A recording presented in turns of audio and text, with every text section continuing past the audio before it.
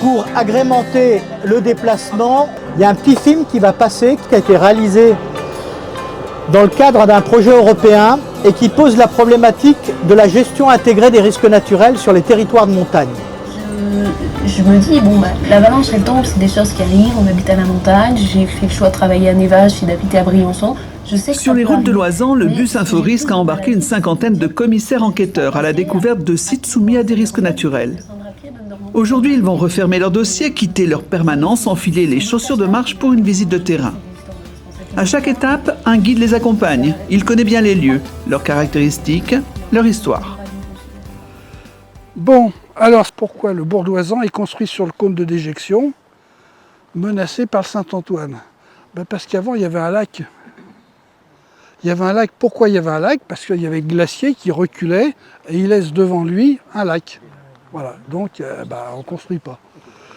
Et ce lac a été en plus, en 1191, il y a eu le torrent de l'Infernais et le torrent de la Voudenne, Voudenne rive droite, Infernais rive gauche, qui tous les deux ont fait une lave torrentielle, obturé et augmenté le lac qui a duré 28 ans. Et au bout de 28 ans, il y a eu rupture de ce barrage naturel, inondation et destruction à Grenoble, il y a eu des morts. Et c'est depuis ce temps-là, puisque c'était la foire de Grenoble, que la foire s'est déplacée à Beaucroissant.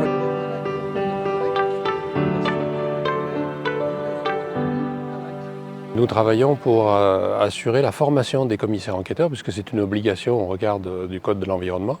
Ça serait bien s'il y en a qui veulent descendre pour voir comment c'est foutu un merlon. Vous allez voir des pneus, hein, mais c'est bon, L'enquête publique, c'est le moment privilégié pour porter la culture du risque au travers des projets qui sont soumis à enquête publique par rapport à la population. C'est le moment aussi où la population peut venir s'inquiéter des risques qu'elle encourt en habitant dans un endroit où il y a l'enquête publique. Donc c'est un petit peu ce savant mélange entre le maître d'ouvrage, le porteur du projet et la population pour que cette culture du risque soit amenée à la connaissance des différents protagonistes. Et nous, commissaires enquêteurs, sommes au cœur du débat puisque c'est nous qui menons l'enquête. Donc là, je vous parle que chute de bloc et crue torrentielle. Donc c'est là où on a ce rôle un peu, non pas de médiateur, parce qu'on n'a pas à médiater quoi que ce soit, mais c'est d'apporter cette connaissance que les gens peuvent avoir du risque sur un projet et le communiquer au maître d'ouvrage qui peut être amené non pas revoir sa copie totalement, mais à l'intégrer et à proposer des améliorations, des modifications. C'est souvent par le cadre de réserves que nous émettons dans l'avis favorable. Si le projet est un bon projet, l'avis est favorable, mais il peut être assorti de réserves qui ont tendance à le faire grandir et à apporter une adéquation avec les attentes de la population. Ils viennent de la Drôme, des Savoies et de l'Isère. Ils sont donc familiarisés aux risques en montagne. Pourtant, ils acquièrent ici de nouvelles connaissances au contact de techniciens du RTM, de l'ONF, de la direction des territoires ou d'élus confrontés à des risques qui ont parfois changé le cours de leur vie et la physionomie de leur commune. C'est le cas de l'île Falcon, ce hameau de Saint-Barthélemy de Séchilienne soumis à un risque majeur. Ici vivaient une centaine de familles qui, un jour de 1997, ont appris qu'elles devraient quitter leur maison. Et les dernières familles ont mis 14 ans à s'en aller. Les gens disaient « Oh, les petits Gaulois là-bas ». Non, il y avait des situations familiales qui étaient dures, difficiles pour les familles.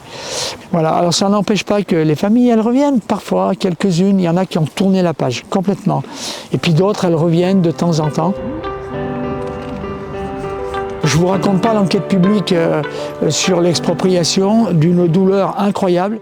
Nous sommes collaborateurs occasionnels du service public et donc nous sommes tenus de respecter la loi. Et en fait, on est souvent confrontés à ces récits de vie qui sont très difficiles à entendre parce que ça peut être parfois très, très douloureux pour les personnes et en même temps leur dire ben voilà, la loi maintenant impose telle ou telle contrainte et qui va s'appliquer à vous malheureusement. Et avec des exemples précis, c'est beaucoup plus facile de leur dire ben oui, on va être obligé de vous exproprier parce qu'il se passe tel ou tel événement ou il est possible que tel événement surgisse. Et on voit bien effectivement avec les changements climatiques que les choses ne vont que en se complexifiant, je dirais. Et c'est parfois très difficile à vivre pour les habitants, c'est ce qu'expliquait M. Strapazon. Et en plus, la commune, elle était fracturée, parce qu'il y avait ceux d'en haut qui disent non mais ceux d'en bas ça va, et ceux d'en bas ils disaient mais les autres ils ne nous soutiennent pas. Et en plus la population ici elle était aussi divisée.